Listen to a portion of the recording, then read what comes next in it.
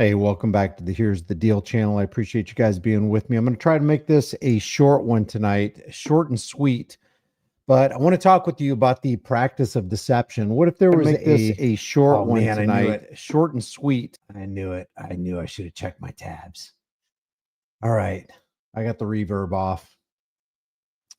What if you knew that there was a profession where the people who had this profession or who actually, were getting paid from this profession were trained to lie to you? They were trained to deceive you. And the reason they were trained to deceive you is so that they could glean and extract the information from you so that they can use it against you, hammer you over the head with it, maybe incarcerate you, lock you into somebody's basement that they call a facility, a jail facility or prison facility. What if that profession was out there 24 hours a day, 7 days a week, and they were actually training their officials?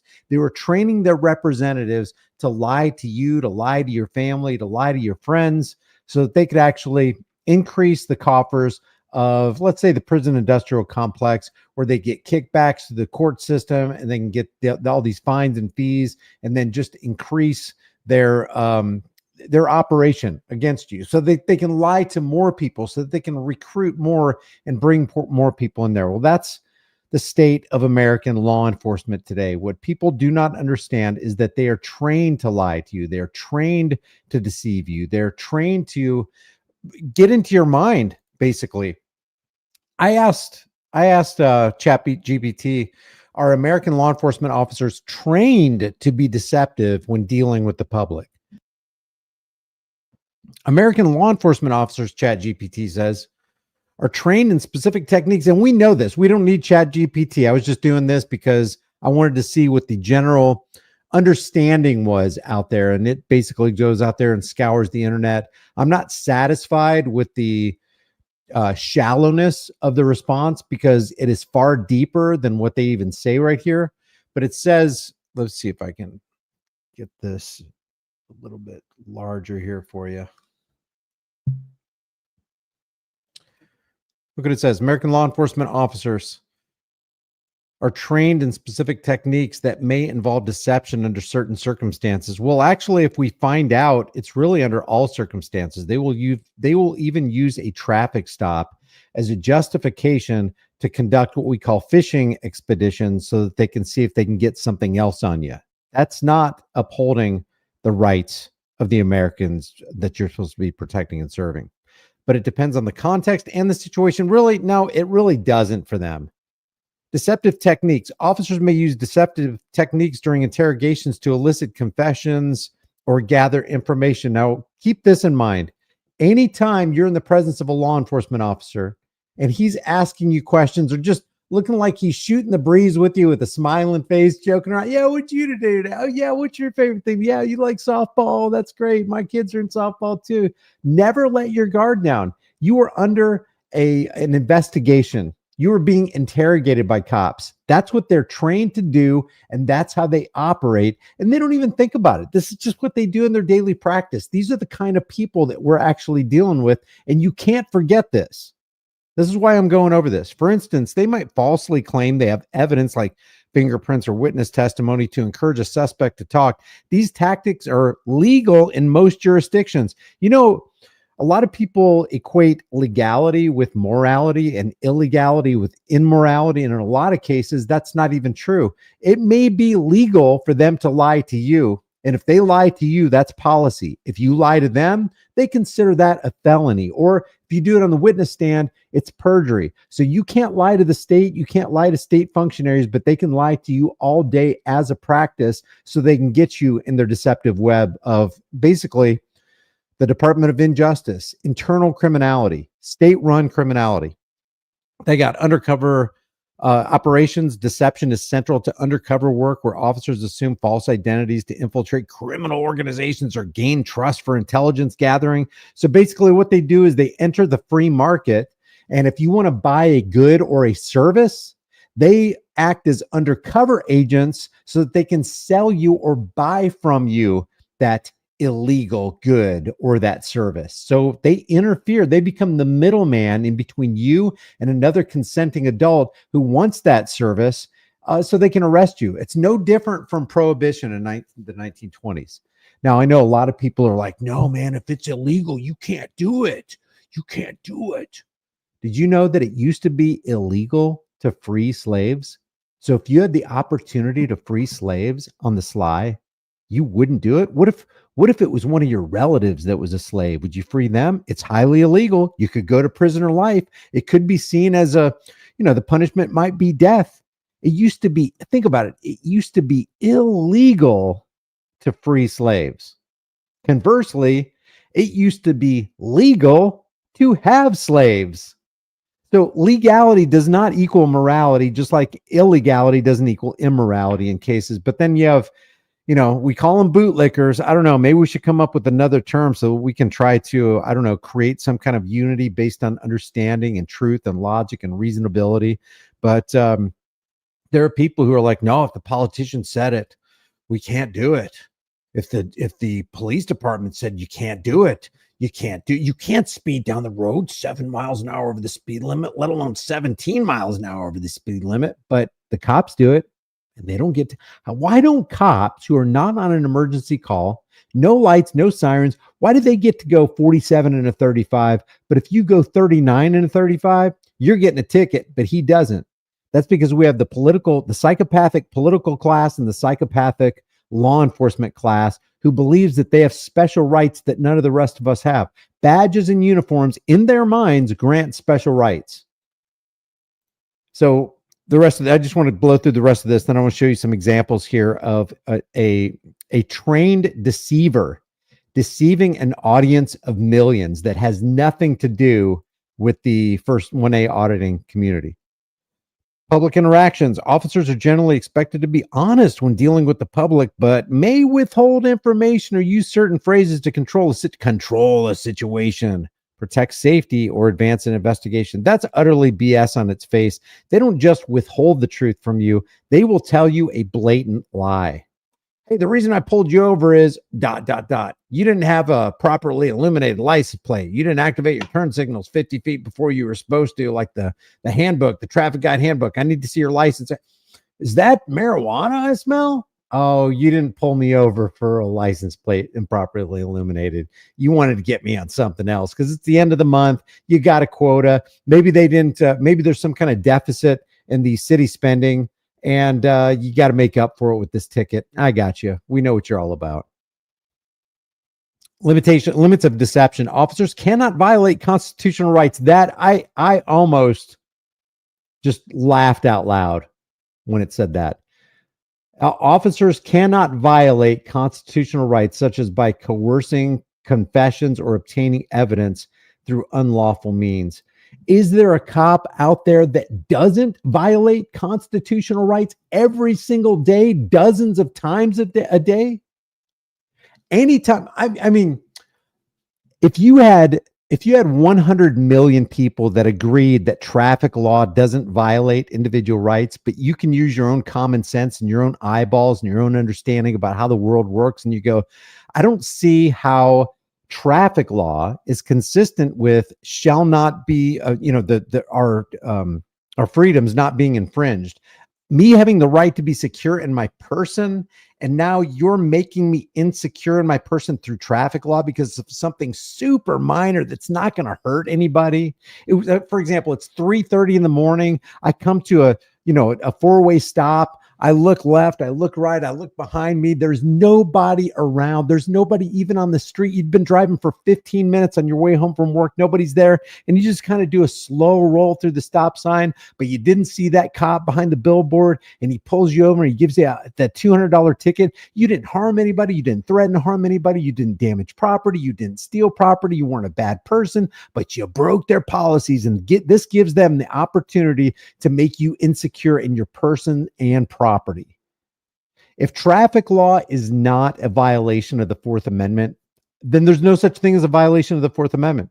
You can't at the same time be secure in your person and be stopped and be economically terrorized by a bad law enforcer who said that you shouldn't have safely rolled through that stop sign because we got traffic laws. You can come up with, if that's the case, you can come up with any justification under the sun to take away somebody's rights in the name of controlling them or exacting economic tyranny on them. Because that's what traffic law is. Traffic law is a violation of human rights, period. I don't care what the judges say. I don't care what the politicians say. I don't care that all mainstream media is like, no, we got traffic law. That's just under the social contract. We got to obey it. I mean, it's the right thing to do. It's perfectly legal. It's perfectly moral. They're just trying to keep the highway safe. Well, the safety of the people is always the alibi of tyrants and the sycophants of tyrants, right? No, they're doing that. No, they have to take away your rights for safety. I know it looks like a violation, but it's really not, because it's for safety. It's going to keep people safe. It's for the peace of the neighborhood. Well, if you're so interested in safety, then why are you speeding down the road, Mr. Police Officer? Why are you making these turns where if I did that, that would be an illegal turn? Why aren't you using your turn signal, officer? I was going to Tulsa one time. I think I showed you guys this video. It's been, it's been over a year ago now. But I put it out on the internet, and this state trooper, Oklahoma state trooper, I'm doing 81 in an 80. So I got my cruise control set, because I don't want to exactly obey the speed limit. No, maybe it was 84. Maybe I was doing 84. So I'm doing 84 so that if a cop does stop me, it's like, this is ridiculous. You literally are giving me a $300 ticket for 4 miles an hour over the speed limit. So I'm doing 84, cruise control set, and this cop comes out of freaking nowhere, has to be doing at least 120. And before I know it, he's just a dot on the horizon. I don't even see the outline of his car. It's just a black dot way out there. He's going so fast. If you or I went 102, if we blew past a cop doing 84 miles an hour at 120, we'd be yanked out of that car at gunpoint, arrested, car impounded, license taken. But somehow they can do it because they have this magical fabric, or it's a magical vehicle or something like that. Utterly worthy of ridicule. So it says officers cannot violate constitutional rights. What a joke. They do it all the time, such as by coercing confessions or obtaining evidence through unlawful means. Oh, you mean like I don't know, like a drop gun, like a burner phone, like planting drugs. You mean like that?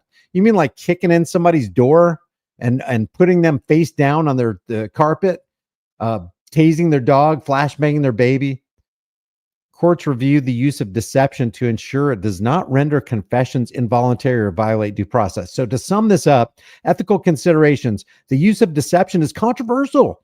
Critics argue that it can lead to false confessions, erode public trust, or disproportionately harm vulnerable individuals. Supporters argue it's sometimes necessary for effective law enforcement. Yeah. Okay. So let me show you this. There's a channel called Tommy G. Tommy G, let me see if I can just open up a window. Yeah, Tommy G has some pretty good videos. Tommy G is not somebody that I would say is in the 1A community, although he does some respectable 1A type of work. He went over to and confronted Tiffany Henyard,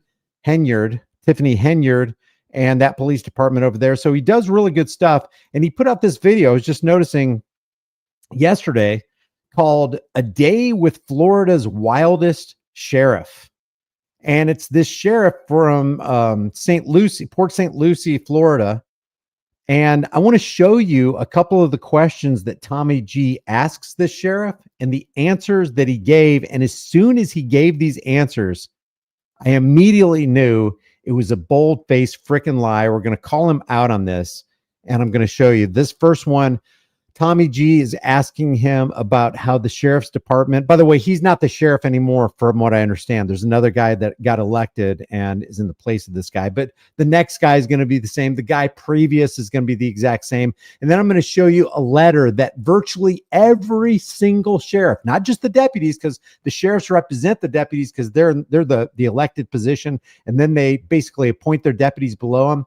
I'm going to show you a letter that every single sheriff signed, and I'm going to show you what they actually demanded to prove to you once and for all that not only did they not have love for the American people, not only did they not want to protect and serve them, they hate, our ever loving guts. Listen to this question about how the sheriff's department is funded, and listen to the answer from the sheriff. What builds that budget? How do you get the money for that budget? Citizens, we go through a budgetary hearing every year. The county commissioners approve the budget. The sheriff's office is largely taxpayer funded? It's 100% taxpayer No funded. civil forfeiture? No civil forfeiture. Okay. So this is our real-time crime center. So we have our analysts. Did you hear that? Tommy G was very specific about this question. I'm gonna play it back because I don't want to misunderstand or misconstrue what this sheriff actually said and how he answered the question, because there's two elements that makes this very, very important, so we know exactly what he's talking about and exactly what his intention was in answering the question. Listen to this real quick. Listen to this one more time. You can't do it without, great leaders like Major Sigmund. What builds that budget? How do you get the money for that budget? How do you get the money for that budget? How do you get it? Citizens, we go through a budgetary hearing every year. The county commissioners approve the budget. The sheriff's office is largely taxpayer funded? It's 100% taxpayer. 100%. The sheriff's office is largely tax. It's 100% taxpayer funded. Next question. No civil forfeiture? No civil forfeiture. Okay. So this is our real-time crime. No civil forfeiture. None. 100% taxpayer, no civil forfeiture. Although later on in the video, this is at the minute mark 9:02. I think it starts at something like 8:40 something. Listen to this right here. At 10:30, at 10 minutes and 30 seconds. Thank you, Silver Sailor. Thank you for gifting those memberships. Thank you guys. I appreciate my Patreon supporters. I appreciate the Cash App supporters. Thank you for all the super chats. You guys are great. Thank you very much. Okay, so here's at the 10-minute and 30-second mark. Watch this. What is your take on civil forfeiture? Oh, I use it all the time. I'm going to play more of this, but he just got saying no forfeiture, 100% taxpayer funded. What is your view on civil forfeiture? I use it all the time. This guy can't even tell the truth on video. And I don't know if he got with Tommy G and go, well, don't put that in there because I had told you that we don't use it. Now I'm telling you we use it all the time. I'm telling you guys, the stream can rise no higher than its source. The sheriff is the head of the department of all the deputies below him. And if this guy can't tell the truth this guy's on camera. He knows that he probably knows that Tommy G has 2.3 million subscribers. No matter, I don't even know what his reach is on his other social media platforms. On YouTube, it's 2.3 million. But this sheriff knows that this is going to go out to a wide audience virtually immediately. I mean, this video right here has almost 1 million views in a little over 24 hours. So a lot of people are going to see this, and he still can't tell the truth. If you can't tell the truth on camera, you are incapable, in my opinion, you're incapable of telling the truth at all. Listen to the question again. To them, if they want to step up and they think that they need the help, we have those resources for them and their families. What is your take on civil forfeiture? Oh, I use it all the time. I use it all the time after he said no civil forfeiture. Very important, because we're going to move along with this video because he's not done lying yet. This is in St. Lucie County in Florida. He's going to brag about the seized vehicles, and this is just only a few of the goodies. We're not even going to talk about the cash grabs that they got. So this Mustang here was seized.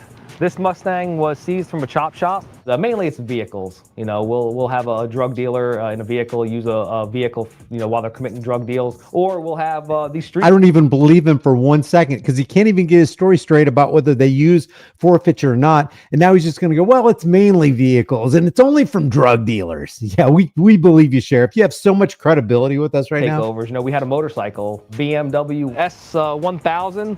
Was seized from an individual who makes videos on TikTok, taunting the police, doing street takeovers, driving 100 Oh, street takeovers. You're probably familiar with that realm, aren't you, Sheriff, and all your deputies? You're used to street takeovers, aren't you? 191 miles an hour, just in and out of traffic, just causing chaos, running from the police. I think his quote was, he's happy that law enforcement agency is putting it into use that has the balls to drive it, or something along those lines. We were talking earlier about property theft. That almost seems like legalized property theft, but under the badge doing it. Well, if the forfeiture comes into, when things are used as an instrumentality of a crime. When things are used as instrumentality of a crime. Now, let's say that was true. Let's say where you were using your Camaro or your Ferrari or your VW Bug to transport something that the politicians considered illegal. You know what the job of the sheriff is? I don't care about what the politicians say. Are they pursuing life, liberty, and liberty in their property? If they're pursuing life and liberty and happiness, who am I to say that they can't do that? Are they harming somebody? Are they forcing somebody to buy their goods? Are they forcing somebody into purchasing their services? The cops should go, if they're not harming somebody, if they're not threatening to harm. And now people can make the case, yeah, but those drugs on the street, that's harmful, man.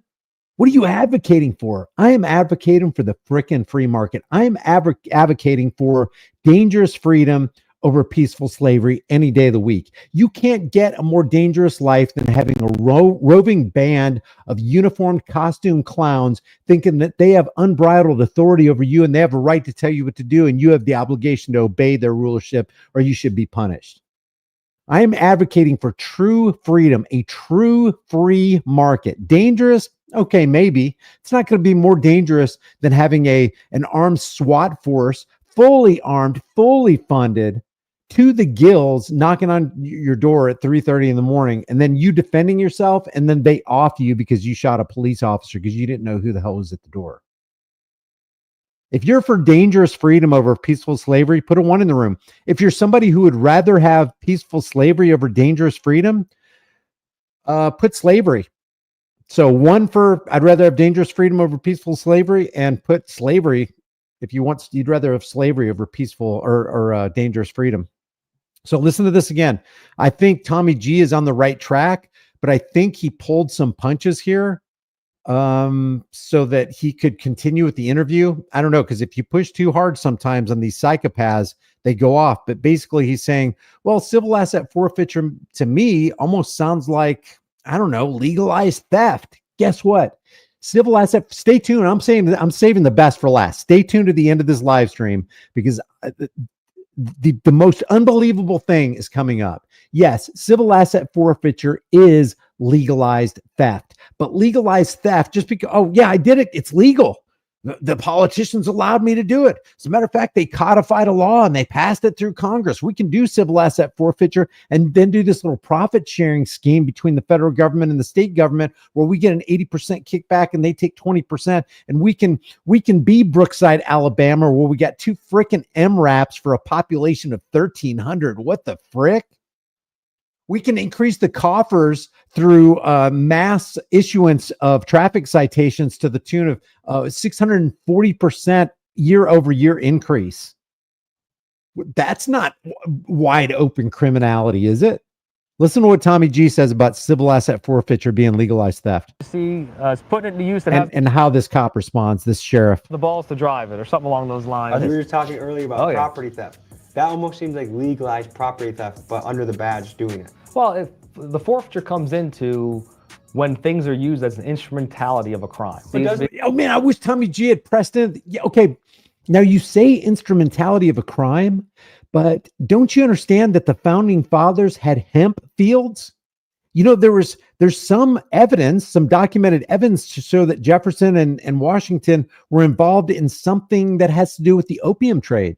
And didn't they write the Declaration of Independence? And isn't the Declaration of Independence the springboard for what we today know as the Constitution and the Bill of Rights? And doesn't it say that all men were created equal and that we're free to pursue life, liberty, and happiness?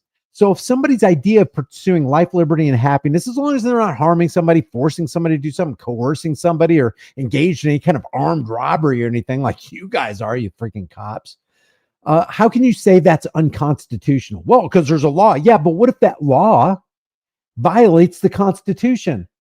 See, the reason I'm so fired up about this is because that sheriff is supposed to be the supreme law of his land. For example, according to the Constitution and what a sheriff is and the fact that he's elected by the people, because he's elected by the people in that county, the FBI, the DEA, the CIA, no federal force can come in there and say anything against that. As a matter of fact, the local sheriff's department is the supreme law in that land right there. So if the IRS, the DEA, the Drug Enforcement Agency, the Alcohol, Tobacco, and Firearms, if they came in to try to seize somebody within their county, they have the right, like they're the president of the United States, because they are elected for that county, to tell those guys, get the hell out of here or we're throwing you in jail. Don't ever come back. You were trespassed from this property. Don't mess with my people. That's how important being a sheriff is. So when you have the sheriff who's supposed to be protecting you, engaging in legalized theft and extortion known as civil asset forfeiture, and don't they always use these beautiful euphemisms, then he's your enemy. He's not your friend. And if he's that bad, you can never expect the deputies under him to be any better. Doesn't crap flow downhill? That sounds like a little bit of a reach. No, not at all. I don't think so. A lot of the stories that people hear about is person driving down the road, they had a whole bunch of money on them, they stopped and they said, I think I'm going to play that back. I'm going to play the whole thing back in its entirety. Property theft. That almost seems like... Okay, here we go. It has the balls to drive it or something along those lines. We were just talking earlier about property theft. That almost seems like legalized property theft, but under the badge doing it. Well, if the forfeiture comes into when things are used as an instrumentality of a crime. But doesn't that sound like a little bit of a reach? No, not at all. I don't think so. A lot of the stories that people hear about is person driving down the road, they had a whole bunch of money on them, they stopped and they said, I think this is drug money. Yes. And they would say, those days are gone. Okay. Do you agree with that? Oh yeah, that was ridiculous. Are you... He lied again. I didn't even pick that up the first time. Those days are gone. Those days are very, very much here. They're done by the federal authorities, the state authorities, and the local authorities, and everybody shares in the profit-sharing pot. It's happening at airports. It's happening with Uber and taxi cab drivers. It happened with Stephen Lehrer, for example, in Nevada by the Nevada Highway Patrol. The troopers are in on it. This is not, civil asset forfeiture is by no means gone. Even in the 4 states in the union where it is gone, they still are lifting assets off of people through traffic law. So if you think about it, all civil asset forfeiture is they're causing you, they're forcing you, force, coercion, theft, violence of the state. They're forcing you and lifting your property away from you, which includes, your car, your house, your boats, your cash. They're taking it away from you by issuing you a citation. That's going to cost you something. It's going to cost you the product of your time and labor to pay for that traffic ticket. You're going to go through the court system. It's going to cost you more. If you don't pay on time, there's going to be a fine. If you continue to not pay, they put a warrant out for your arrest. It's just a money trail.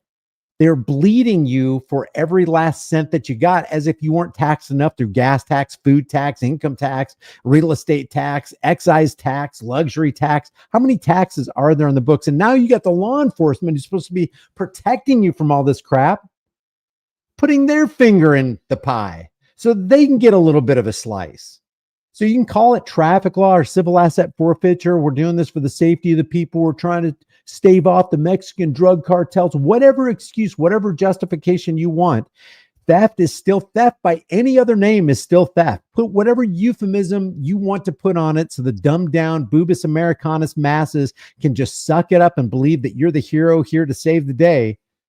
But the bottom line is, at the end of the day, after that interaction with that cop, you're going to be poorer and the state's going to be richer. You're the one who had to submit, so your power and your wealth has been extracted from you, and there is always a transfer. Somebody's going to benefit while you are, it's to your detriment. Having any trouble recruiting? No. Okay, so the next one is, we got this other clip right here. Listen to what he says about extracting your ID and the technology that they have to extract your ID. So not only are they, you're supposed to be, you have the right to be secure in your person's houses, papers, and effects. Watch him gloat about the technology he has to make you insecure in your very person, your very identity. We have a database that we get a thumbprint from them, and it kind of puts a light, not an AFIS, but not a 100% fingerprint match, but it's our own little database because our deputies do have fingerprint readers on the street. So in the event that a deputy encounters somebody and they don't have ID or they don't want to be cooperative, we're able to use a small device to get a fingerprint, if they've ever been arrested before, it'll give us a close match to them. So at least give us a roll. Now, this is our holding. Usually we'll keep people separate. You know, if we have males and females, we'll keep females in one, males in another. Did you hear fingerprint readers? Did you hear what this guy said? Listen to this. On the street. So in the event that a deputy encounters somebody and they don't have ID or they don't want to be cooperative, we're able to use They don't have an ID and they don't want to be cooperative. They don't want to submit to our tyranny. They don't want to help us make them insecure in their persons. So that's no problem. We got this technology. We'll just take it out. We'll grab their fingers. Remember that guy they tackled to the ground for no freaking reason, put his hands behind his back, forced his thumb up and put that reader on his thumb. Remember that? These guys, I mean, I'm serious. They are like drug addicts. Like, ID, oh my God. It's been 5 minutes since I got somebody's ID. I need to get somebody else's ID. Frothing at the mouth. There he is. Go get him. What'd he do? He's got a camera on a street corner. Go get his ID. Let's make him insecure in his person. But boss, I thought we were supposed to make them secure in their person's houses, papers, and effects. I thought we were supposed to protect them. Yeah, we are protecting them. We're protecting all the public. If we didn't get that guy's ID, can you imagine how dangerous the world would be? I just see criminality going everywhere, just running amok if we don't get their IDs. This is crazy, man. Can't you see it? That's how I view them. They are just insane. I gotta have your ID. Join the force, Luke. Now watch this guy. Listen to what this fricker says about, I think the community, I think they're getting used to us, and I think they want to see more of us out on the street so we can make sure we take the bad guys down. I would say the pendulum's starting to go back the other way, where the public wants more cops in their community and wants them to, take action against all this crime. You know what? I'm actually seeing the opposite. When you look, remember the Woodridge Police Department the other day? When you look at the Woodridge Police Department Facebook page and you see what the general public that aren't even, First Amendment auditors, but they just come over and they're like, yeah, you know what? This is disgusting. This is sick. You guys need to be defunded. What the hell is wrong with you? Supposed to be protecting us. You do the exact opposite, man. We would have better odds if we lived with the Mongols or something. So listen to what this guy says right here. Treat everybody with respect and show them that just because there's one bad apple in the bunch, the whole bunch isn't ruined. I mean, the propaganda. I know Tommy G is probably not intending for this to happen. Oh, I didn't even have it up on the screen. Sorry, guys. Here, let me show you this guy saying this here. Just wants them to, take action against all this crime. Listen to this. Treat everybody with respect and show them that just because there's one bad apple in the bunch, the whole bunch isn't ruined. He can't even get it out.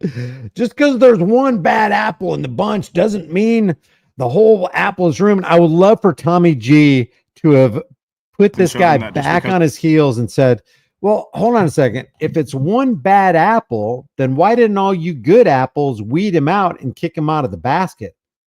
If you only have just a handful of people doing bad stuff, then why did you guys wait for him to shoot that guy if you knew he was bad? Like, don't you want to walk up to cops? I should write down all these things because you think about all this stuff and you're like, oh, that'd be a good question. Ask them. That'd be a good question. But if you don't write it down, you don't have it available, then the next time you see a cop, you forget. But don't you want to come up to a cop and go, hey, I heard that it's only like 1 or 2% bad apples. Is that pretty much your experience in your police department? Like, there's very few people. Most people are good apples, but there's those few bad apples that kind of spoil the whole bunch. And then get them to say, yeah, that's about right. Yeah, most of us are good. And it's like, have you ever called out one of those bad apples? I mean, just right then and there, just put them on the spot.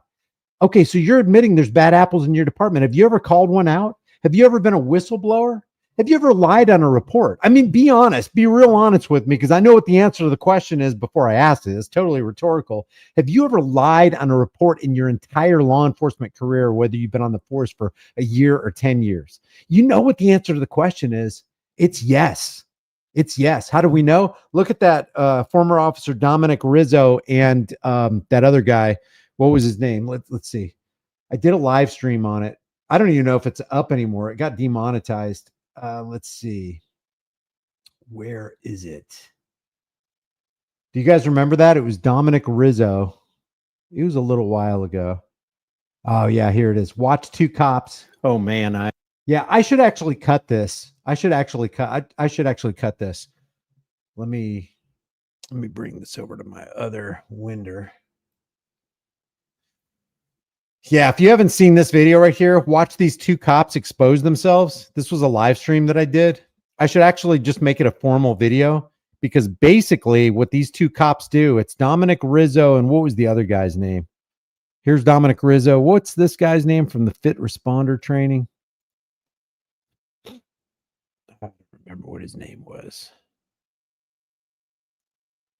Anyway, these guys can't tell the truth to save their life, and they're ex-cops, but they totally admitted that both of them have written bogus tickets for the simple reason of somebody pissed me off. They didn't speak to me right. They got into my feelings. They got into the control panel of my heart. They started pushing my buttons, and because my ego was so fragile, I gave them a bigger ticket, or I towed their car or whatever.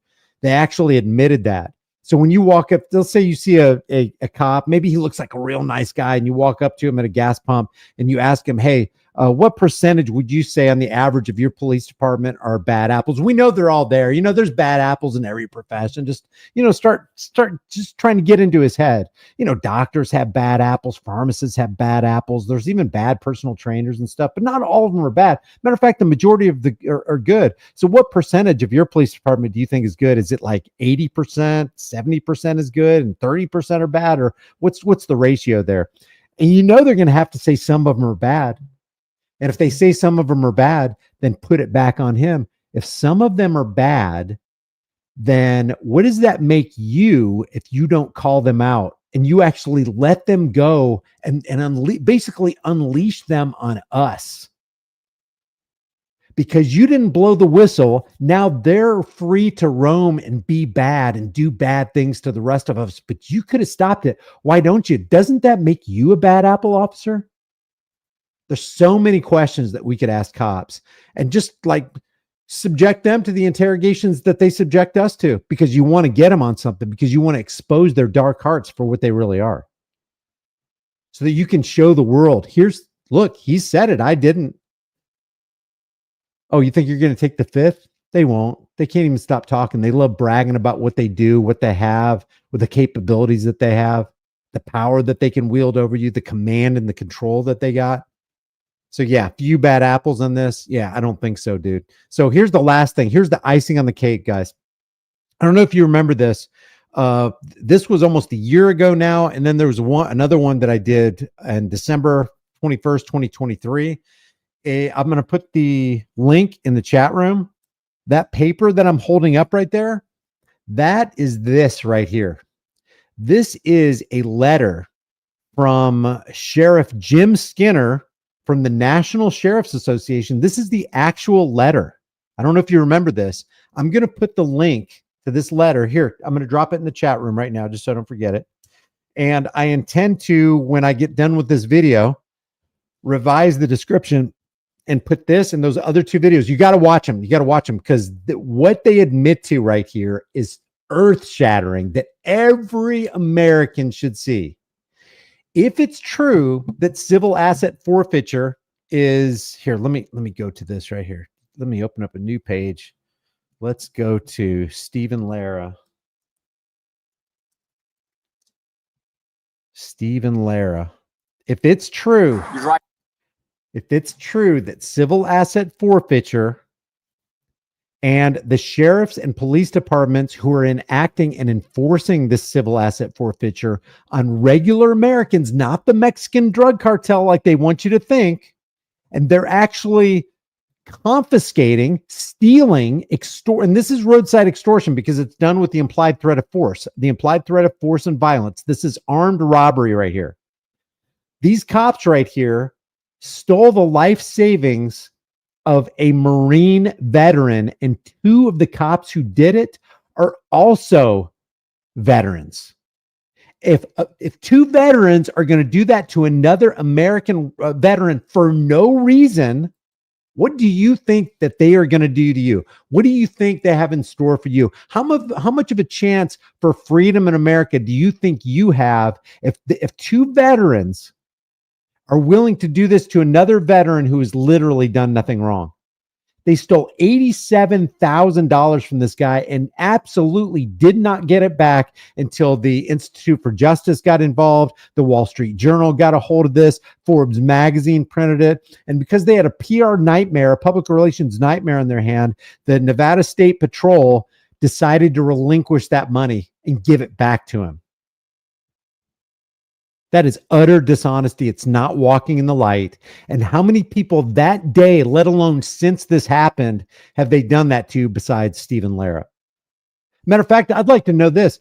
Put a 1 in the room if you've ever been on the negative end of civil asset forfeiture. Have you ever had your assets seized by law enforcement, whether it's federal, state, or local, in the name of fighting the drug war and putting the Mexican drug cartels in their place and knocking them off their horse? Put a 1 in the room if you've been the victim of civil asset forfeiture. And then maybe we'll do, maybe tomorrow, day after, sometime this week, if you guys are interested, we can do a live stream where you can recount exactly what happened to you. It'd be nice if you brought the receipts. I don't want to hear a made up story, but I bet there's a lot of people who've suffered at the hands of the cops under civil asset forfeiture, and it's disgusting and it's terrible. So let me just show you. Here's how bad they want to keep civil asset forfeiture. Because Dan Red Flag Law Crenshaw, Eye Patch McCain, wanted to enact HR 1525, which would really take the blade, the sharp edge of civil asset forfeiture down to a seriously dull butter knife type of thing. Jim Skinner and all the sheriffs, and I'll show you how many there were. Keep in mind, there are only 3,144 counties in the entire nation, and not all of those counties have a sheriff. So virtually every sheriff, including the sheriff we just saw that said, no, we don't have anything to do with civil asset forfeiture, his name's on the list too, according to Jim Skinner, Sheriff Jim Skinner. Let me just read this first paragraph to you, and I want to show you how freaking pathetic this beggarly man is. Dear Representative Crenshaw, despite the fact that they are killing hundreds of Americans a day, HR 1525, the FAIR Act, would largely dismantle a critical tool in the fight against the Mexican drug cartels. Yeah, it is a fight. It's law enforcement fighting against you, making the excuse that we're doing that. You don't want the Mexican drug cartels coming in here and jeopardizing the lives of you and your family, do you? You don't want a bunch of criminals from down south coming up here and starting to sell fentanyl and putting your children's lives at risk, do you? Well, then you want civil asset forfeiture too. This gives us the power to just take. It doesn't matter how many innocent people are caught in the updraft. We're just going to take a whole bunch of money from a whole bunch of people and say, hey, we did our job. We vanquished the Mexican drug cart. No, you didn't. No, you didn't. Joe and Jane America suffered at the hands of local, state, and federal law enforcement, including sheriff's department, who are really supposed to be protecting the people. So Jim Skinner and all the sheriffs in the nation are concerned that a critical tool in the fight against Mexican drug cartels is on the chopping block. And then he calls it federal civil asset forfeiture. For example, HR 1525 would repeal equitable sharing. Equitable sharing is just another euphemistic term to say, hey, when we make a bust, we share the booty with the federal government. We give them 20%. Actually, we give them 100%, and they give us a kickback of 80% of what we took. So if you took $100,000, which is about what they took from Stephen Lara, innocent Stephen Lara, traveling from Texas to California, and he gets hemmed up in Nevada, or the land of the free, home of the brave. That's BS. So they take $100,000 from somebody, give it to the federal government. The federal government signs off on it, goes, hey, we're going to keep 20 for ourselves. We didn't even have to do anything. We'll give you 80%, incentivizing them to do it again. We got 80,000 free dollars, and all we had to do is pay an employee called a highway patrolman $25, $35, $45 an hour. And he got it done in 5 hours. Let's say he was making $50 an hour. It cost us $250 plus whatever the gas and all that kind of stuff and insurance and all that to make $80,000. Holy cow, we can make some serious bank here. And how are we going to get our feet in the door? we'll use traffic law. Remember, Stephen Lara literally did nothing wrong. They've got it on camera, and the highway patrol agent commended him for how good he was driving. But you might have been driving too close to that commercial vehicle that was ahead of you. You remember that? Here, we'll just go over some of it. And then you got to see the rest of this thing right here. Where's Stephen Lara? Here it is. Watch. You'll see he literally did nothing wrong. The driver of this vehicle was following that red and the semi-truck too close. Look, he's literally 1, 2, 3, 4, 5 traffic dots away.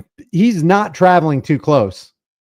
This was the justification that highway patrolman had for pulling Stephen Lara over and stealing $87,000 of his life savings from him. That was it. That's the justification. Is that serving and protecting, or is that harassing and collecting? This is infuriating. Completely lied. And then wait till I'm going to go ahead and play it. I know I've done it before, but I want to hear. I want you to hear how nice the officer sounds as he commends Stephen Lara for driving so well. Second following distance, was driving under the speed limit. Driving under the speed limit, putting your turn signal on, not following too close, not doing anything wrong. So if you can get pulled over for not doing anything wrong, imagine what would happen if you accidentally picked up you dropped your keys or your phone and you're picking it up and you swerved over the fog line. Oh, now light him up, man. We got him. These are literal vultures circling around. And wait, there's more, because we haven't even put the cherry on the sundae yet. We're going to go over the civil asset forfeiture thing. And then there's one more thing that happened just today or yesterday regarding, I'll just hang on. I don't want to spoil it for anybody. Make sure everything's okay.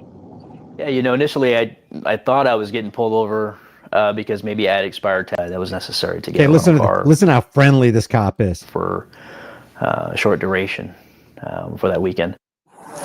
I'm doing great. Hey, the reason I'm stopping you, we have a special enforcement campaign going on. We're trying to educate drivers about violations they may not realize they're committing, but we're seeing a big increase in crashes out here.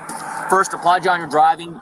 You drive great. You're driving really slow. It appears that you're trying to drive. I applaud you on your driving. You drive great. And then he pulled you over. This is about as insane. If you're going to be the devil, just be the devil to my face. Don't pretend like you're an angel and you got a dagger behind your back.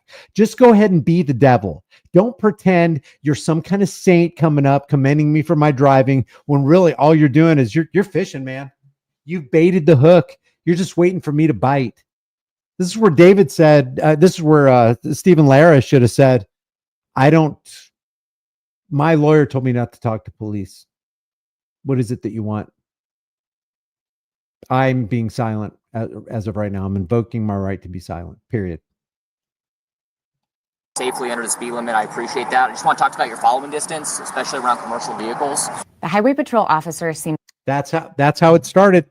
And then how it went was he got this whole wad of cash and then justified it with the drug dog. We know 90 to 98% of all American currency has some kind of drug on it. So that's not admissible.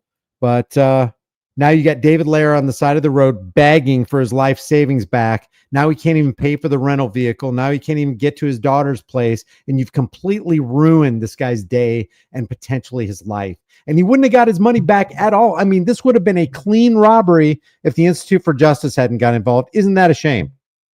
Protecting and serving. Okay, so for example, HR 1525 would repeal equitable sharing. That's between the federal and the state authorities, which is the cornerstone of state and local participation in joint operations. It's our dog bone. It's our milk bone dog biscuit. It is our gravy train. You're literally using HR 1525 to try to pull the financial rug out from under the. How are we expected to get our souped up vehicles and steal motorcycles and buy MRAPs for 1,300 person population in our small town? Military grade vehicle. Give me a break. With federal law enforcement, especially on task forces such as HIDTA, on behalf of the nation's 3,086 sheriffs. Remember, there's 3,000 144 counties in the United States, and not all counties. There's a lot of counties, especially in Connecticut, that don't even have sheriff's department. I think there's like 8 counties there. There's a lot of counties that don't have sheriffs, or actually there's a few that don't. That's virtually every sheriff in the entire nation that Sheriff Jim Skinner is saying, on behalf of the nation's 3,086 sheriffs, please don't take legalized armed robbery away from us. We got to continue to economically terrorize the American people. Please, Dan Red Flag Law Crenshaw. Please, I Patch McCain. Don't do it. And these are the guys that we're supposed to be trusting. Let me show you this. This was this Border Patrol thing, but let me show you what happened in Port St. Lucie, where the police make their first halo arrest for the year. Several new laws went into effect at the start of the year, including what's called the HALO law. It stands for honoring and listening to our officers. What it means. You got to listen to Johnny. When Johnny talks, you got to listen and you got to obey him.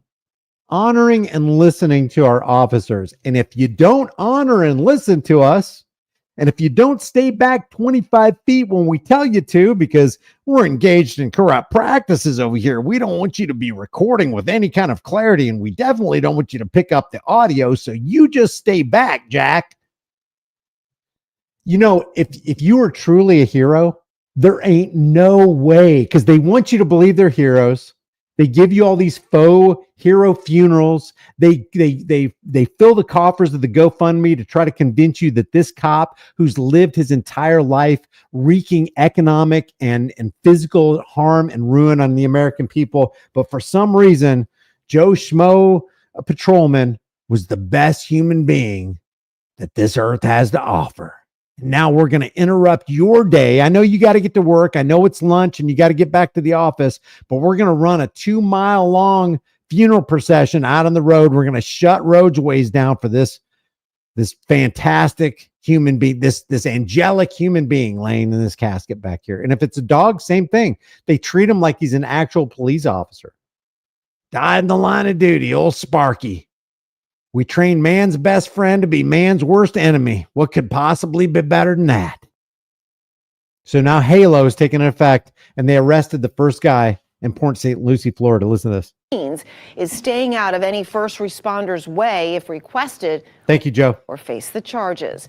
Our Jamilka Gibson reports one police department on the Treasure Coast says it made its first arrest of someone. The Treasure Coast. It's like the road pirates on Treasure Coast are collecting all their road piracy fees.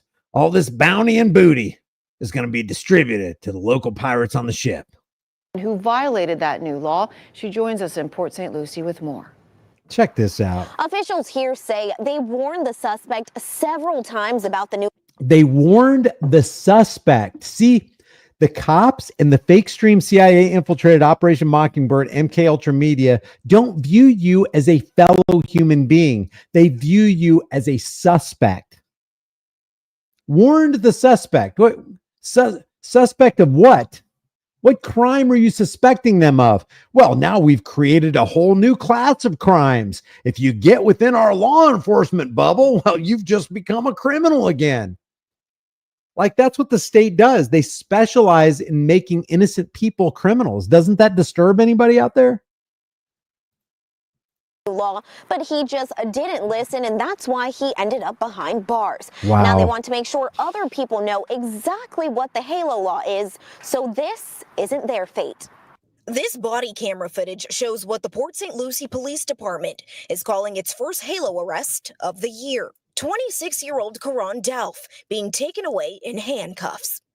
It all started when cops tried to arrest Karan's father, 57-year-old Zachary Delph, who they say was driving under the influence. It was a DUI arrest, and an officer was dealing with the roadside tests. Wait a minute. If a cop tells me it's a DUI arrest, I automatically don't believe him, because you see what's happening in Nashville right now and in the surrounding areas. Over the past, 2 or 3 years, I can't remember what the time frame was, but they've already found 609 occurrences of people who were slapped with DUI fines from Tennessee police that weren't guilty of driving under the influence of anything. And that's just the ones that they found. That doesn't mean it's all the ones that are out there. So we know that law enforcement agencies all across the nation are using this as an economic windfall to pretend like somebody's under the influence. They give them the field sobriety test, which is designed to make you fail. Don't ever take one, says lawyers. I'm not giving any legal advice. That's just what I hear from attorneys and ex-cops. They're like, hell no, I'm not taking a field sobriety test. You know, those are designed to make you fail, right? Don't take one. Stop talking to police. Reserve all rights. The more you say, the worse it's going to get for you. So this guy tells us, and this is being filtered through the police and now through fake stream media, we're supposed to believe that this guy was actually drunk. So now the idea that the public has, now the guy may have been, I don't know if he was or not, but we can't prove he was. And if a cop says he was and mainstream media says he was, he probably wasn't. But you know what we don't have? We don't have the body cams. Isn't that interesting? And the guy who's in jail, maybe he was trying to record. We don't know because we don't have that either. They probably got his phone. And I was looking at some troll channels today, and oh my gosh, man, people can believe what they want to believe. You say you don't have to live like a refugee, but they want to. They want to live under the thumb of the Thin Blue Line gang, under the banner of the most violent, dangerous criminal cartel known to man. Not the Crips, not the Bloods, but the Thin Blue Line gang. And you got the anti-auditor channels out there applauding Halo, which literally criminalizes anybody at the whim of a law enforcement officer or an EMT who doesn't want you in their 25-foot bubble.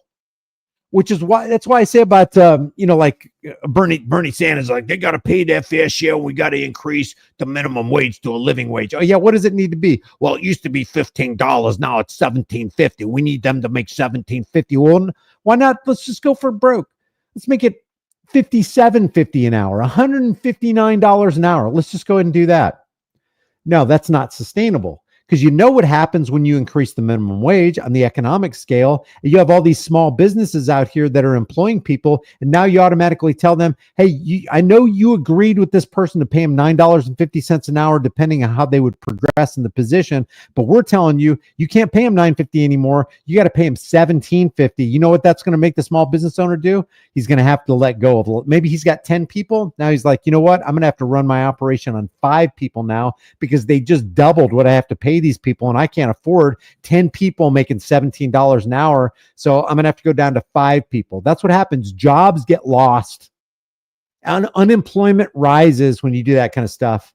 And besides that, it's just a Band-Aid on the problem. It's just like what government does. It's like it's problem, reaction, solution. It's the Hegelian dialectic. They create or co-opt a problem. In this situation, they created a problem by diluting the money supply, the M2 money supply. So now every dollar that you have in your pocket, you got to make more of these things. You got to make twice as many. Chicken prices used to be $1.59 a pound. Now it's $3.99 a pound. And it's not even quality chicken anymore. So they go down on the quality, they increase the price, and now you got to pay more, which means you got to work harder and longer just to stay even.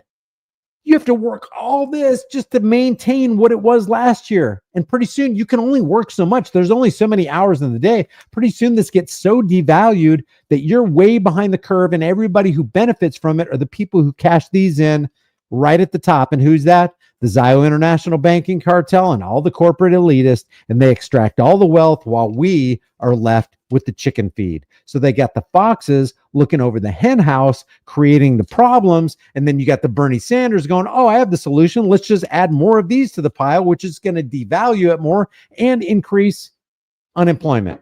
And it's just simple economics. You don't need to be an economics professor. Same with this right here. They created a problem. They're creating a different criminal class, a different class of criminals.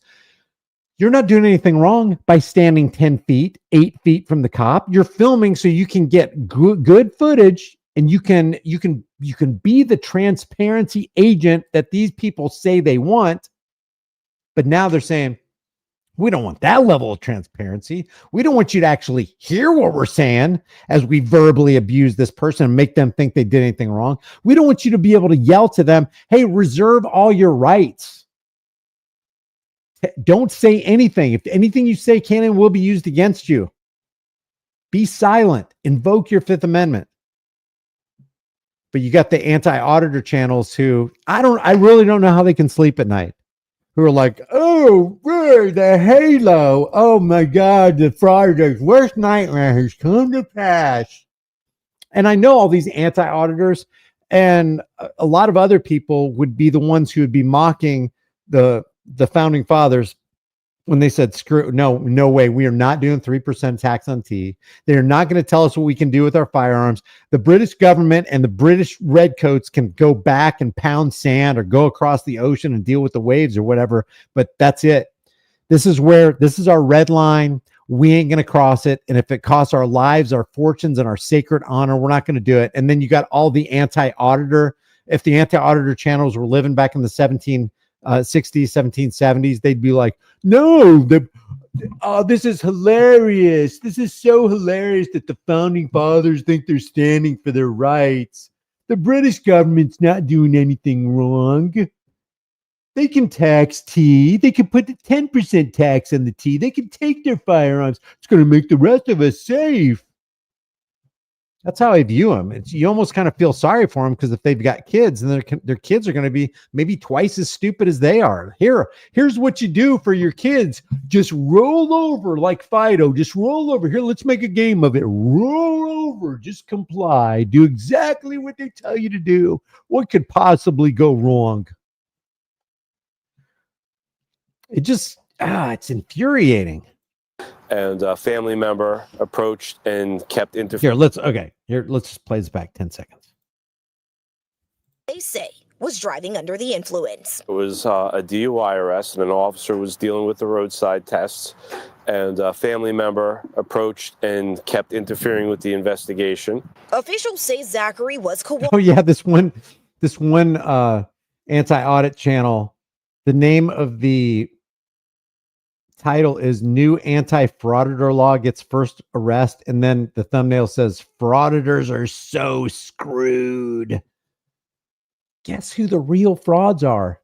Could there be some people out there with a camera just being a general nuisance to the public? Yeah, of course there can be. But who are the real frauds? Aren't the real frauditors or the fraudsters the ones that are wearing the clown costumes, claiming to be protecting? Here, I'm going to protect and serve the economic chaos into you, man. Here, let me protect and serve you into next week. That's fraudulent. Telling people, hey, I'm going to offer you a light and kind and compassionate service. Cuts off your ears, rips off a couple fingers. Hey, I just protect and serve the crap out of you. You really should thank me. Oh, and by the way, I'm going to take some money out of your pocket because that's how I get paid, through extortion called taxation. It's so funny, man. I can't, I have to pinch myself some mornings because I wake up and I'm like, is this real? Is this really happening? Is the world filled with these kind of people who are that vile in their hearts? They have no moral underpinning. There's no principle by which they walk. There's no do to others what you would want done to you, and then calling out those who violate that. There's none of this at all. But for some reason, if you're standing on a public street corner, like there aren't cameras on every public street corner, like there aren't satellites in the air, like Google Maps isn't a thing, like there's no body cams or dash cameras on every single freaking police cruiser. But all of a sudden, because it's your camera, now we're going to investigate you because you were pointing your camera at that glass window on the side of that bank. And I'm telling you, buddy, that's as suspicious as the day is long. So give me your ID. I want to see your ID right now. Give it to me. And if you don't, I will use force, coercion, threats, and violence of the state. Because see, I've got my clown costume on that allows me to do it against you in the name of protecting and serving you. It makes no sense. It's literally idiotic. This is clown world. All right. I apologize. Operating. His son, however, was asked several times to back up, but didn't listen. It happened in the Tropical Suites parking lot along Port St. Lucie Boulevard. And the logical person goes, but what was the crime? Hey, DeSantis, what was the crime? Who was harmed? You're literally saying, this is the, if you stand there, we're going to arrest you law. That's literally what it is. No, you don't have to steal from any. We are going to throw you into a cage if you stand there. Now, if you move 4 feet back and stand there, you're safe. Stand here, not safe. It's kind of like when you were a kid and you're like, tag, you're it. Well, what's the magic in that? It's just like agreed upon rule. And as soon as you decide not to, you can stop playing, the game's over. Not like this. Tag, you're it. You didn't obey. I'm putting my hands on you. What if people started fighting back? What if people started shooting back? What if they're like, no, I have dwelling within me the spirit of the founding fathers. And if you touch me, guess what? I give my life, my fortune, and my sacred honor. So are you still into Halo? You still into Halo? I could see somebody clipping that going, look what Brian just suggested. He suggested fighting back against the authorities. We can't fight back against the authorities. Do you realize if we didn't fight back against the authorities, we'd all be speaking British right now? I would be speaking, I say, is it tea time? I think it is. It's tea time. This is the world we would live in if we followed the anti-auditors. I say, oh, thank you, Suzanne, for the thrilling tea that you've just given me. Do you have any crumpets? Anyone have any crumpets? We'd be living with a 95% tax rate. I can't even talk. And Southeast Floresta Drive on Friday. He was warned multiple times to give the officer his 25 feet, refused, and ended up being arrested. Oh, I didn't know. I didn't have this on the screen. What? Look at this guy's face. He's acting like this is like he robbed a bank. He put all those people's lives in jeopardy, and we had to get him. Watch his mannerisms. And Southeast Floresta Drive on Friday. Watch this. He was warned multiple times to give the officer his 25 feet, refused, and ended up being arrested. This is like SNL. Oh, where is it? Here, I got to change it over. Look, this is Saturday Night Live. We told him, we gave him his 25 feet. He refused to comply, and he was arrested. He wasn't harming anybody. And why don't the journalists step forward and go, who is he harming? No, he just broke one of our rules. He broke the holy edict of the Roman Empire. I mean, our political parasites, we respect them a lot. And when they write things down on pieces of paper, it becomes magical and it becomes a part of the fabric of the universe. And because it's a part of the fabric of the universe, the energy spills over on us and we become the procurators of this new holy writ, because that's what it is. He didn't give him a 25-foot space, so we had to put hands on him. We had to really execute state violence against him, and now he's locked in Uncle Lucy's basement. He brought it on himself. He really did. And then there's this victim blaming. Hey, I didn't do this to you. You did. And everybody can see it's the cops who did it. You don't have to follow this stupid law. It's dumb. But somehow it's like, no, the Disney magic pixie dust actually made its way into the legislative process. And now the fairy godmother waved her wand, and it's just that's reality now. It didn't exist, and now it does. It's kind of like the insanity of prohibition. 1 second before midnight, there was nothing wrong. I could buy it. I could sell it. I could trade alcohol. I could drink it. I could do whatever I wanted to. When the clock struck midnight, all of a sudden, I am public enemy number one. If you own it, if you possess it, if you transport, if you buy, if you sell it, we're going to come in and we're going to destroy it. And then we're going to take you to jail. And then guess what got popular? Bathtub gin. And now the alcohol became far more dangerous because people are like, I don't give a damn what the government does. I'll make my own and I can build up my own client list. And people are dying because they weren't making it right. So because the cops, because law enforcement, the feds interfered with the American people under prohibition for various reasons that we won't go into, the magic pixie dust was, oh yeah, Bob wasn't a criminal yesterday, but when he got up this morning, he's public enemy number one. And I feel like it's incumbent on me to turn my neighbor in because the politician said that Bob is now a criminal. Same with this guy right here. Look at his freaking pathetic loser red coat mug. And every anti-auditor who calls people with cameras frauditors, which I don't know. I need clarification on that. This is worse than a Saturday. I mean, it's funny, it's tragic, all rolled into one. You can roll a Rolo to your pal. And obviously he eats a lot of Rolos, but this guy's under the delusion, and the supposed journalists of fake stream media, you don't question them on it. Well, hold on a second. Before this law took an effect, they could be like within 10 or to 8 to 10 feet and everything was fine. Why is it not fine right now? Because our political parasites who we trust and bow down to said that we couldn't do this. But don't you have discretion? Yeah, but we, more than discretion, we really value our safety more than the rights of Americans. Just say it. I mean, like if you're going, just own it. If you're going to live it like this, just go ahead and own it. Just tell us you're scared to death and American rights don't really matter because we have Pennsylvania versus Mims and Terry v. Ohio, and officers' safety trumps individual rights every single day of the week. Just go ahead and say it. Say you hate American rights. You hate your family's rights. You hate my family's rights.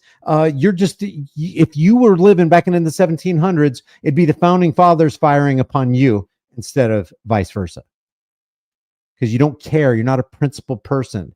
You violated your own personhood. You violated who you are. You don't have character. You're just an order follower. You're just a conformist doing what you're told regardless of what is right. And you're actually taking it as some kind of holy writ. Yeah, this is an edict that has come down from Mount Olympus. Zeus made this and he wrote it with a lightning bolt. So we obviously got to do it. And the worst people on planet Earth, the politicians, the political parasites who are actually extracting the time and laboring energies from the American tax cattle as they make more laws, making us less free and taking more wealth from us. These badged law enforcers could make the choice to exercise discretion, but they're the ones that push for the bill and try to get DeSantis to pass it. And DeSantis goes, okay, I value your right and your life and your safety more than individual rights. Here, this gives me another opportunity to write some to take more rights away. Now you can't. Now there's just go ahead and picture a magical 25-foot bubble around cops 24 hours a day, 7 days a week in Florida. Any of you Florida cops watching this, you guys are truly, truly pitiful if you enforce this law, and with an emphasis on force and force, because you're going to force people outside of your 25-foot bubble. And if they don't comply with your authority, you will comply with my authority, then you're going to lay hands on them. And you're going to be the evildoers that our founders warned us against. You're going to be the standing army that we could do without. For obstructing justice by violating Florida's new HALO law. The law requires a 25-foot buffer around first responders. Look at this. Reasonably should know first responder who's engaged the lawful performance of a legal duty to knowingly and willfully violate such warning and approach or remain within 25 feet of the first responder with the intent to impede or interfere with the first responder's ability. I want to know, if we had the body cams, we would know exactly what happened in that particular situation. But are they going to release the body cams? I really want to know what's going on here, because I don't trust mainstream media and I don't trust any freaking badged uniform costume wearing tyrant. Responders doing a legal duty, including police, firefighters, and EMS. Law enforcement need to control the scene and the environment because there are a lot of threats that people will present to us. And, you know, people. My God, you guys are pitiful. They need to respect our 25-foot bubble because we is very scared. We're so scared that we need to Terry v. Ohio and we need Pennsylvania versus Mims because we need to take people out of the cars. We're very scared. And you should be scared because you're exacting economic terrorism on people who are literally at the end of the rope. They can't even afford food. They can't afford their next house payment. They can't afford their car payment. And here you are lighting them up because they didn't do anything wrong except violate your stupid traffic code. Now you're going to trample their rights and ruin their freaking life. You know, I bet, man, if there was some way that you could plug in the numbers and figure out how much crime actually came from the existence of law enforcement, I bet we would all be just astonished. We would all be frozen with awe at how many criminals were created by the cops. I mean, all you have to do is look at the Knapp Commission. All you have to do, thank you, Metal Sue Mama. Membership for 10 months. Thank you very much. Live as freely as you can, folks. And you know what kills? Here's what really kills me. When I occasionally I'll tune into some of these trolling channels, and they will literally get hundreds and hundreds of blood-soaked dollars feeding their little egos. Hundreds in super chats in just like an hour. I don't even get $2, and I don't care.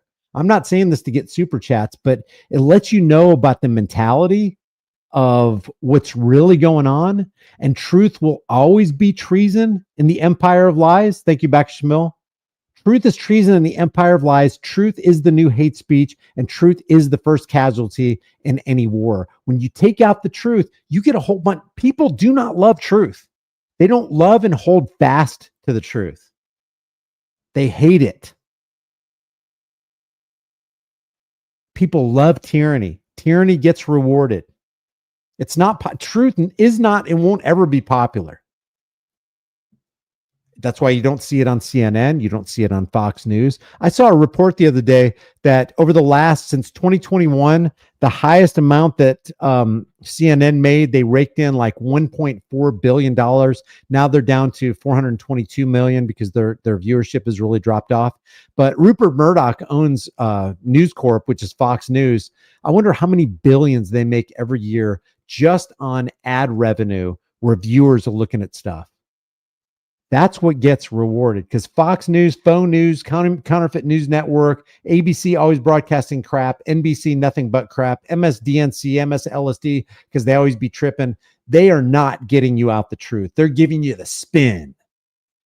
They want you enslaved because they want you just as much on the plantation as the government authorities, whether it's a Trump administration or a Biden or a Harris. They want you on the plantation. They want you applauding the chains of your own oppression. They want you looking at a guy like this and go, man, I don't want you to be scared.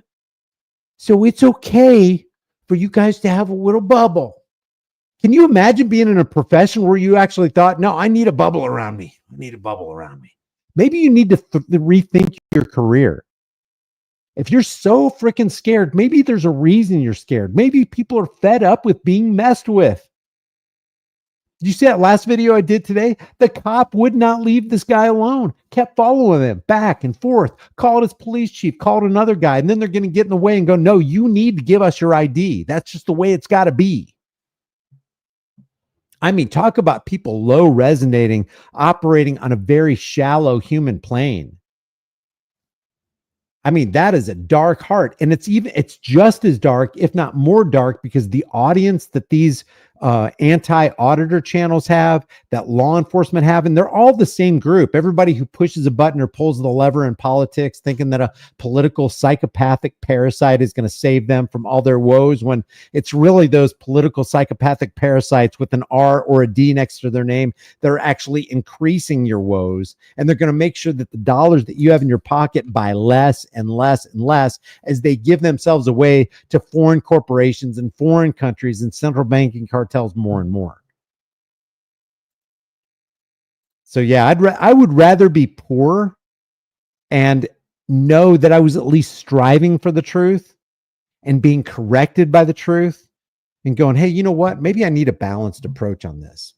Maybe not all auditors are really good people, because there's some auditors out there. I can't remember by name, but there's some auditors out there who've done some really bad things. And I'm not talking about going to jail because of some kind of infraction or they didn't pay their fine to the state or whatever. I don't view that as criminal, because the state can't be a complainant. The state can't be a victim. How do you victimize the state? How do you victimize the machine that's victimizing you? How does the hamburger victimize the grinder? You know what I mean? The hamburger, once it goes into that tube, it ain't got no choice. It's going to get ground up. So maybe maybe it's time, with the central bank digital currencies coming online, with the Federal Reserve and the billionaires aligning themselves against the rest of us, maybe it's time right now for all the auditor activists and all the people who condemn the auditor activists. And maybe there are some condemnable things. There's some things that people do that you might not like, but they're really not doing anything wrong. Maybe it agitates you. Maybe it irritates you. Maybe you wouldn't like to be walking out on a street corner and somebody just holding the camera. But you got to admit, the people that are getting upset are the ones that put their faces in the camera instead of the cameraman putting their camera in their faces. And you never would even give them a thought. No one would ever see them. Videos would never go viral if you just go, a guy with a camera. Yep, there's cameras everywhere. Oh, well, and just go by, give a smile. Hey, how you doing? Or just, pull the mask over your face or whatever. And don't give the cameraman any, but they can't do it. They can't do it. How dare you film me? It just shows people's ego. Maybe there's ego on the cameraman's part too, but he's literally not doing anything wrong. He's not doing anything. Hey, all you anti-auditor channels, if there's an anti-auditor who calls First Amendment people frauditor, let me know in the comment section if you're here. And I would like to just ask you a question. What criminal act is being committed by somebody who walks into a post office with a cell phone, which everybody has, that has camera capabilities, which everybody has, and just standing in a corner and recording? Just recording. I'm minding my own business. I'm looking out with my eyes, and my camera is looking at what my eyes are looking at. What's the crime? What's the fraud? What's the con? Who was done wrong? Who's the victim? Yeah, you might not like, it might be a personal preference. Well, I don't like somebody doing that. Yeah, but you took it way beyond that. And now you're saying fraud. Fraud carries with it, shall we say, meaning? Because words have meaning. And if words don't have meaning, then we might as well say blah, blah, blah, blah, blah, blah, blah, blah, blah, blah, and nobody knows what anybody's saying, and there's no definitions, and there's no understanding, and we can just all walk in darkness with no communication. But when you say fraud, I mean, if you want to look at fraud, what if I was out there and I dressed in a certain way so as to come off as authoritative, and then I used what people perceive to be authoritative for my own benefit, as in I'm going to create a law that you're going to have to obey, and if you don't obey it, I give myself the right to put my hands on you and take you to a place you don't want to go for an extended time that you don't want to be there, and while you're at it, I'm going to be stealing your property in the process. Wouldn't that be fraudulent? And that's what people like this do. So they do this, and somehow a guy with a camera in a post office is the guy who's the fraud. And I try to put myself in the position of these anti-auditors, and I'm like, yeah, I can see how that would irritate somebody. But my God, have you never watched a YouTube video? If you get up in their face, you just put bread on their table, that's fine too. But my God, some of these people just go half cocked and they start knocking cameras out of people's face, put their hands on somebody just because somebody was, can you imagine? I'll tell you what if you walked into a post office and you didn't pull out your camera, you just stood in a corner and you just looking at everybody. Just look at it. They passed you, you just looked at them right in the eye. I mean, I'm pretty convinced that people would also go, hey man, you got a problem? And then just don't say anything. And then they can't even contain themselves. They can't stand to be looked. If you can't stand to be looked at, you better stop going out in public. I just don't get it, man. I'm trying to understand it. Yeah, 25 feet is pretty excessive. You think about how far away 25 feet is. People often think, well, I'm no threat, so it doesn't pertain to me. They have no right to tell me to back off. But we don't know that. We don't know you. And we don't know what your intentions are. So they say, what if you're standing there and then a cop walks up to you and says, I need you to get 25 feet back. 25 feet back from the 15 feet you took in front of me. So now the traffic stop was 25 feet away. and you walked 15 feet up to me. So I got to take another 10 feet back, which means now I'm 35 feet away. So you can literally move the human. They've become human caution tape. God, man. You know what? If anything, there should be a 25-foot rule that works against the cops. It's like you're traveling down the road and they try to pull you over and you tell the cop, hey, you're in my 25-foot bubble. I need you to step back, partner. You're actually what's worse, you interfering with their road piracy activities or them interfering with your unalienable right activities? It's best and safer for everyone if you just keep your distance. It is an emotional and challenging time, and we're aware of that. And we're not looking to abuse the law by any means. It's about we're not looking to abuse the law. What? You live to abuse the law. Your very existence is the abuse of the law. Because of your abuse of the law, they had to make something called 18 U.S.C. 242, deprivation of rights under color of law. So you guys, obviously there's a problem for them to get together and go, you know what? There's some abuse of the law going on here. We better make 18 U.S.C. 242. But why don't we preface it with 18 U.S.C. 241, conspiracy against rights? Because not only do you abuse the law, you conspire against our rights. safety of the first responder and safety of the public that we're taking care of at that. He just talked about his own. So, okay, he can't even tell the truth in this interview. So wait a second. Is it for officer safety that we have the 25-foot rule, or is it the safety of the public? Because it sounds like if you want us to move back from you, I doubt any cop is going to go, hey, I need you to get away from that pedestrian right there. The cops are going, the bubble includes me, not anybody else, just me and my fellow thin blue line. So this guy can't even tell the truth. And wow, I think this auditor actually played this clip because this cop is actually on the thumbnail. Let's see. Let me see what this guy says again. Safer for everyone. Wait. What? The journalist is actually peddling this propaganda too? Doesn't pertain to me. They have no right to tell me to back off. But we don't know that. We don't know you. And we don't know what your intentions are. So they say it's best and safer for everyone if you just keep your distance. It is an emotional and challenging time, and we're aware of that. And we're not looking to abuse the law by any means. It's about safety of the first responder and safety of the public that we're taking care of at that time. Wow. What if a cop, it's a traffic stop, okay? And you get up within 8 feet of the traffic stop, and you're holding your camera on them so that you can be the insurance policy against any kind of law enforcement abuse of power.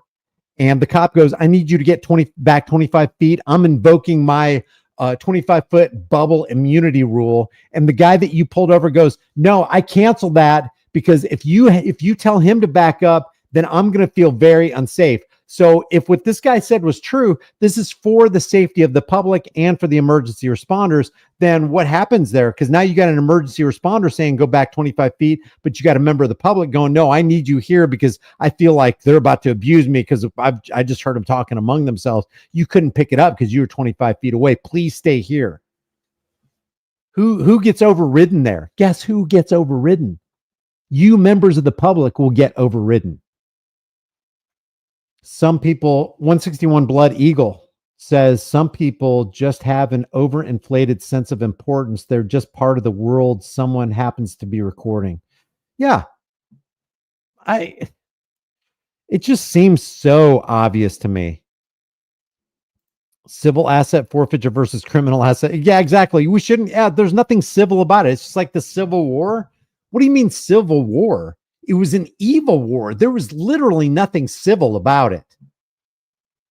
I know why people call it civil, but civil asset forfeiture, civil asset forfeiture, civil armed robbery.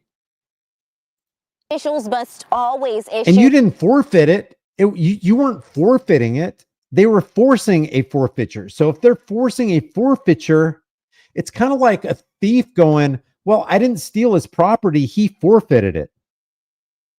No, he didn't forfeit it. You took it from him by force because you pointed a gun in his face. You stuck a gun at his carotid and shoved it up his nose, and you said, show me to the safe and give me the combination. And if you get one number wrong, I'm going to throw a projectile at you at a high rate of speed.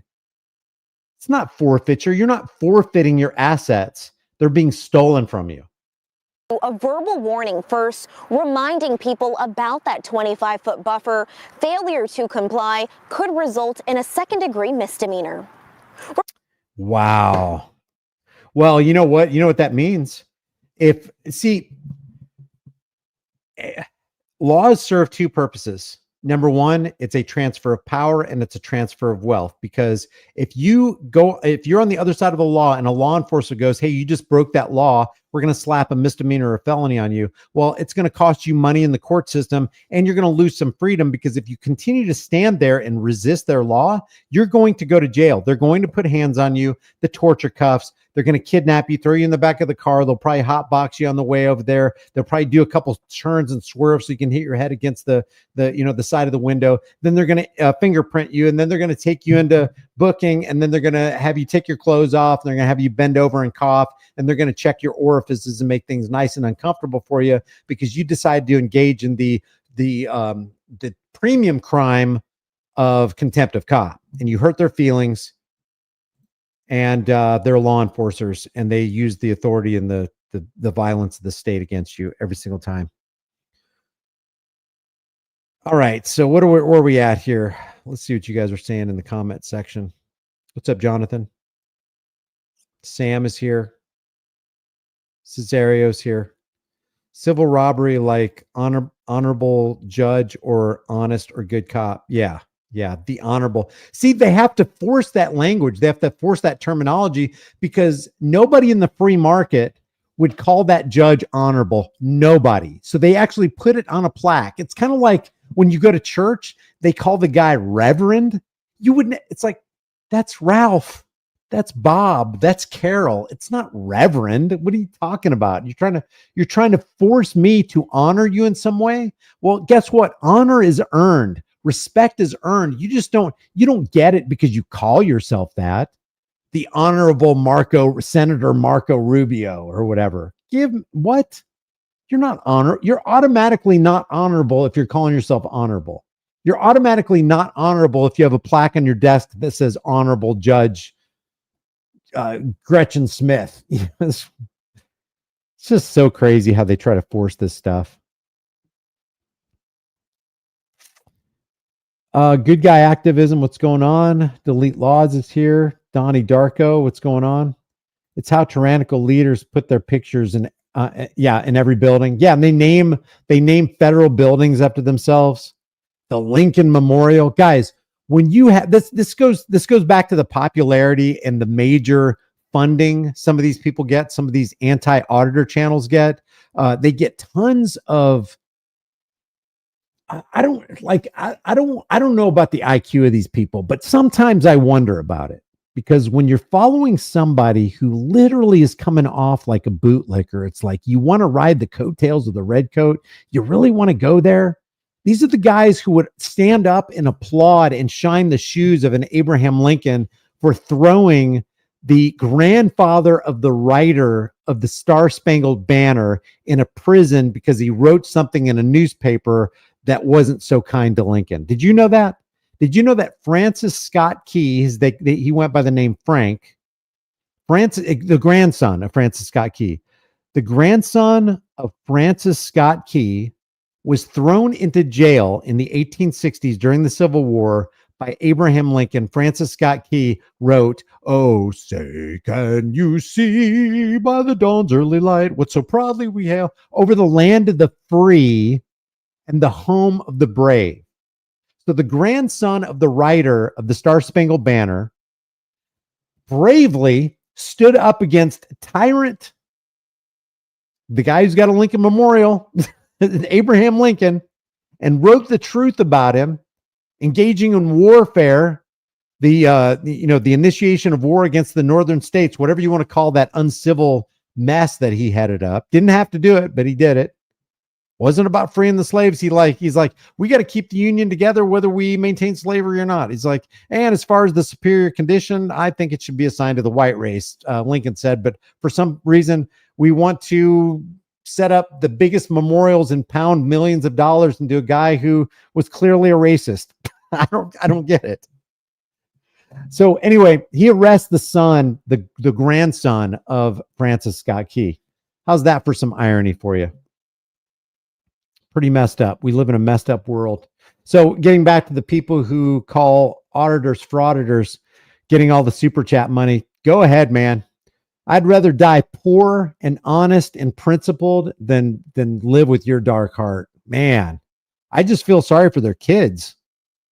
So I just want to ask one question. Is there any anti-auditor channel in here? I don't have very many people watching. I have less than 200 people. When they go live, they got like 15 gazillion people watching them, man.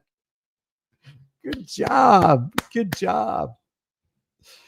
Well, it's because if you be honest, if you think my content is boring, let me know. Let me know, man. It's not engaging. It's freaking boring. I find that as you talk, I'm sitting here filing my fingernails going, God, when is this guy going to shut up? Maybe it sucks.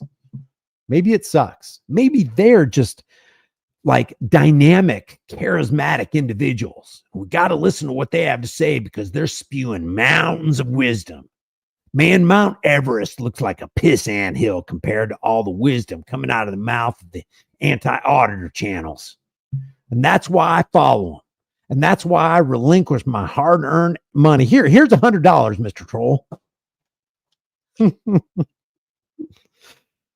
Oh my gosh. I like that. What is it? The quiet words of the wise are more to be heeded than the shouts of the ruler of fools. And with that, I can just say that those who make you believe absurdities can also make you commit atrocities. And one of the biggest absurdities that I've ever heard is that law enforcement agents who are so scared of their own shadow that they need a 25-foot bubble of protection around them, as they don't even have the most dangerous, not even close to the most dangerous profession on the planet. As a matter of fact, if you're a pizza delivery driver, hats off to you. You're a hero. The pizza delivery drivers, the Uber drivers, the UPS drivers of this world, you deserve a 2-mile long funeral procession and parade because you guys are the true heroes. Your job is far more dangerous than a law enforcement officer's job. Leave your thoughts about this for the world and the global thought police in the comment section below. If you haven't done so already, I do have another channel called the Disturbing Illusion Channel. The Disturbing Illusion Channel is where we talk about the left versus right paradigm dog and pony show under the political Washington's District of Criminal Big Top. So if you want to keep tabs on politics and what's going on in politics and put your finger on the pulse of what's going on there, and you want to look at it from a non-bias as I can possibly be, because I do have a bias against government. I got a real problem with making policies and rules and regulations and ordinances that take away the freedoms of regular Americans and then go through their bank accounts and lift all the money that you earned so that you can support your family. I got a real problem with that. So yeah, maybe I do have a bias. So it's not so anti-bias. If you want to go to the Disturbing Illusion channel, check it out. I appreciate you guys being here. Stomper says, if you don't like, here's the deal. Cash me outside. How about that? Says Stomper. I think there was another one. Let's see. I don't want to miss any of the super chats. Good guy activism. Let's do a panel together. See, I shy away from the panels because I don't want to just sit there and just talk about nothing. I want to be directed. So do you have something in mind, good guy activism? I don't like to just sit around chewing the fat because I don't like watching that kind of stuff. I want to see something that has a direction. It has substance. We can pull up examples. We can try to make this world a better place or whatever. Hey, what's up, Delete Laws? Thanks for that super chat. Brian's video about the Las Vegas scam was unreal good. Brian, pump it up. Oh, which one?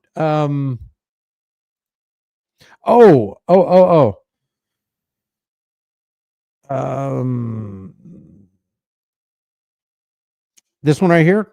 The lady who spent wait. This lady right here, Lobato, this girl, when she was 18 years old, went to jail for 16 freaking years because the Las Vegas detectives literally framed her for a murder that she couldn't possibly have committed because she was 3 hours away. She had alibis. She had no motive, method, or means by which to commit the murder. And they didn't even bother to interview the people who actually did have the motive, method, means, and they were in the vicinity, very close by. But they went after her. She spent 16 years in prison, gets a $34 million settlement. But you know what? It's like, yeah, I'm glad you got the settlement, lady, but you can't give somebody's life back. Once it's gone, it's gone. It's like Ross Ulbricht. He's been in jail for 11 years. And people are saying, aren't you happy that Trump freed him? And I'm like, yeah, I'm happy Ross Ulbricht is free. But do you realize that back in 2016, Donald Trump knew about Ross Ulbricht and didn't free him then? So instead of he could have been out 8 years ago. Now he was in for 3. Trump got into office. He was in for another 8 through Trump's term and through Biden's term. And now Trump's going to release him when he could have done it before. He could give a blanket pardon to Julian Assange and tell Edward Snowden, hey, if you enter America, you're going to be completely protected. But now Edward Snowden has to hide in Russia for fear of retaliation by the American government. Donald Trump knows what's going on. And just because he's giving you breadcrumbs doesn't mean he's on your side. Don't let your guard down around any political parasite.